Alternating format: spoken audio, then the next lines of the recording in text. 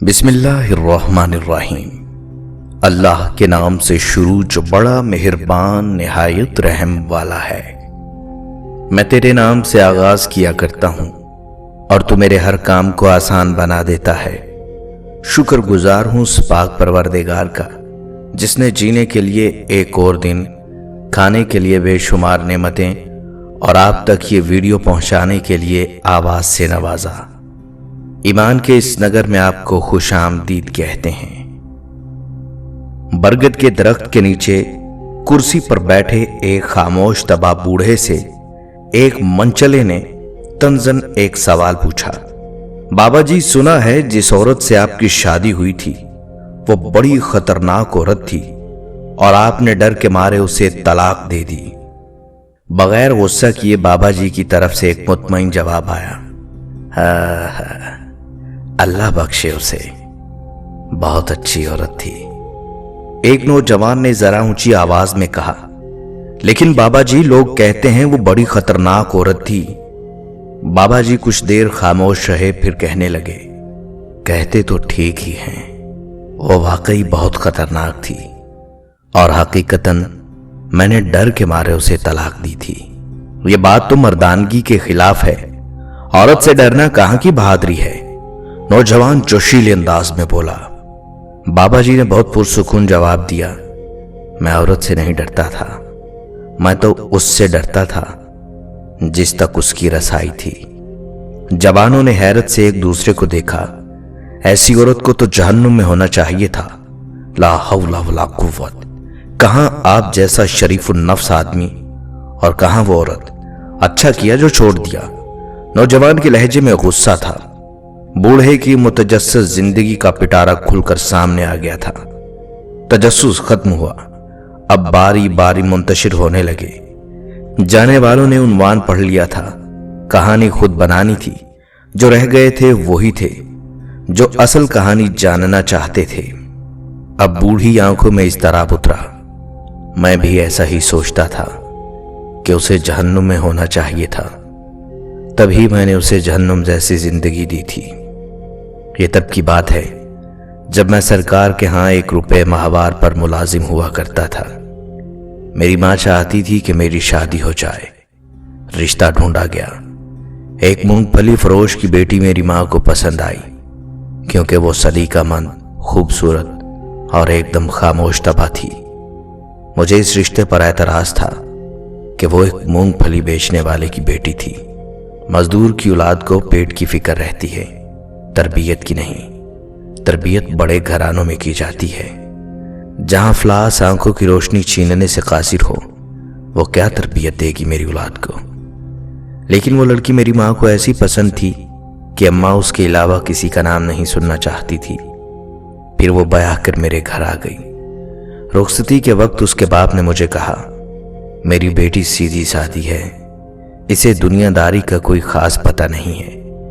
अगर कहीं कोई चूक हो जाए तो माफ कर देना।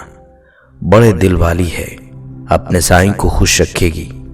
वो बिल्कुल वैसी ही थी जैसी मेरी माँ ने बताया था, सलीकामंद, सुघड़ और ताबेदार। बाहर दोस्तों के साथ मेरी सोबत अच्छी नहीं थी। मुलाजमत के औकात में खाना घर से बाहर खाता, दोस्तों में बैठता। रात गए तक महफिल चलती रहती, फिर घर चला जाता। वो क्या खाती थी, क्या पीती थी, किस हाल में रहती थी, मुझे कोई परवाह नहीं थी। उन्हीं दिनों मेरी माँ भी दुनिया से रुखसत हो गई। एक रोज मैं जुए में भारी रकम हार कर जब थका हारा घर आया तो कहने लगी, आप तो खाना बाहर खा लेते हैं, मुझे भूख लगती है। हो सके तो एक ही बार महीने का राशन डलवा दीजिए। रोज रोज बाजार से खरीदारी की सौबत नहीं उठानी पड़ेगी।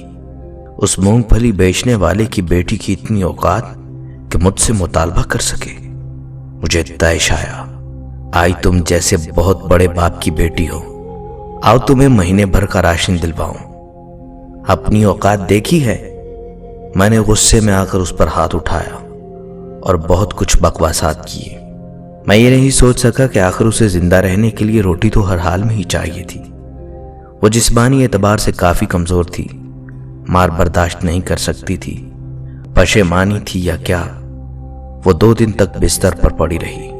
मुझे उसकी कोई परवाह नहीं थी। फिर उसने घर में ही सीना परोना शुरू कर दिया। हाथ का हुनर उसके काम आया। यूं उसकी रोटी का इंतजाम हो गया और मैं ये सोचकर पहले से भी बेपरवाह हो गया। एक रोज एक हमसाये ने मुझे रोक कर कहा, दिन में जब आप घर नहीं होते तो आपके घर से बातों की आवाजें आती हैं। मेरे सिवा मेरी गैर मौजूदगी में कौन आता था जिससे वो इतनी आवाज में बात करती। गुस्सा हद से ज्यादा था। बस न चलता था कि उसे जान से मार दूं, लेकिन मैं भी बस एक मौके की ताक में था। एक रात पिछले पहर किसी के बोलने की आवाज पर मेरी आंख खुली। चांदनी रात में सहन में पड़ी हर शय बिल्कुल वाज़ेह नजर आ रही थी। मैं उठकर दरवाजे तक आया। अब आवाज और ज्यादा वाज़ेह हो चुकी थी। वो कह रही थी, साईं, सुबह एक रोटी के लिए आटा घर में मौजूद है। वो एक रोटी खाकर चला जाएगा, ये सोचे बिना कि मैं सारा दिन भूखी रहूंगी। मेरी रोटी जब तक तेरे जिम्मे थी तो इज्जत से मिलती थी। जब तूने अपने नाइब के हाथ दे दी तो रोटी के साथ बेइज्जती और अजियत भी मिलने लगी है। मुझे अब तू रोटी ही दे। तेरा बनाया नाइब तो खाइन निकला। वो मेरी शिकायत कर रही थी, लेकिन किससे? कौन था जो उसे रोटी देता था मुझसे भी पहले? मैंने बाहर आकर देखा, वो सहन के बीच चारपाई पर बैठी खुद से बातें कर रही थी। वहां कोई भी न था। मेरे पैरों तले से जमीन निकल गई। वो खुदा से मेरी शिकायत कर रही थी। उस लम्हे मुझे कोई और ही मखलूक लगी। वो बहुत कम बोलती थी, लेकिन वो किसके साथ इतना बोलती थी आज मुझे समझ आया था। वो तो बहुत बड़े बाप की बेटी थी। कैसी औरत थी जो अफलास के होते हुए भी खुदा शनास थी। मेरा जिस्म खौफ से कांप रहा था। दिन चढ़ते ही मैंने सामान बांधा और उसे उसके घर छोड़ आया। सुसर ने तलाक की वजह पूछी तो मैंने डरते हुए कहा, ये बड़ी खतरनाक औरत है। बड़े दरबार में मेरी शिकायतें लगाती है। मुझे डर है कि बादशाह को किसी दिन ताव आ गया तो मेरा हशर न कर दे।